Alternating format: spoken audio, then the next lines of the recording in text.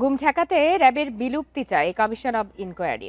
DGFI সহ সব গোয়েন্দা সংস্থায় সংস্কারের সুপারিশ তাদের। কমিশনের অভিযোগ, রাজনীতিতে নিজস্ব মতামত প্রতিষ্ঠার চেষ্টা করে এসব সংস্থা।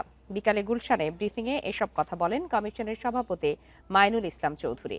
এ সময় আইনশৃঙ্খলা রক্ষার দায়িত্ব থেকে সশস্ত্র বাহিনীকে প্রত্যাহারের পরামর্শ দেন তিনি। 2024 সালের 27 আগস্ট কাজ শুরু করে গুম কমিশন। 2009 থেকে 2024 সাল পর্যন্ত যত গুমের ঘটনা ঘটেছে তা অনুসন্ধান করে কমিশন। এরই মধ্যে প্রধান উপদেষ্টার কাছে চূড়ান্ত প্রতিবেদন দিয়েছে কমিশন অফ ইনকোয়ারি। সংবাদ সম্মেলনে কমিশন প্রধান জানান, 15 বছরে নিখোঁজ 251 জনের মধ্যে 36 জনের মরদেহ উদ্ধার হয়েছে। এক বছরেরও বেশি সময় অনুসন্ধান করে 40টি আয়নাঘরের খোঁজ পেয়েছে কমিশন। এর মধ্যে অন্তত 23টি র্যাবের টর্চার সেন্টার।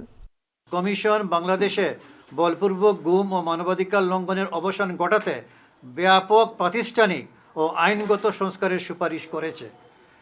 এর মধ্যে রয়েছে র্যাপিড অ্যাকশন ব্যাটালিয়ন বিলুপ্তকরণ, আভ্যন্তরীণ আইনশৃঙ্খলা রক্ষার দায়িত্ব থেকে সশস্ত্র বাহিনীর প্রত্যাহার, by the induction of armed forces personnel into RAB, their professionalism and efficiency have been greatly compromised. Secondly, most of them have been found to be involved in enforced disappearance and extortion. এই জন্য ওদেরকে withdraw করতে হবে। তাদের কাজ না আপনার সন্ত্রাসী ধরা, চোর ডাকাত ধরা। কমিশনের চেয়ারম্যান মন্তব্য করেন, রাজনীতিতেও নাক গলিয়েছে আইনশৃঙ্খলা বাহিনী ও গোয়েন্দা সংস্থা। সেখানেও ব্যাপক সংস্কারের প্রয়োজন। আমাদের যে গোয়েন্দা সংস্থা আছে প্রত্যেকটা রিফর্মস লাগবে।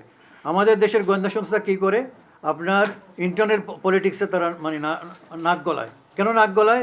ওইটা পার্ট ইন পাওয়ার চায় বলে, এবং ওদের তো মিসইউজ করা হয়েছে। কথা বুঝছেন?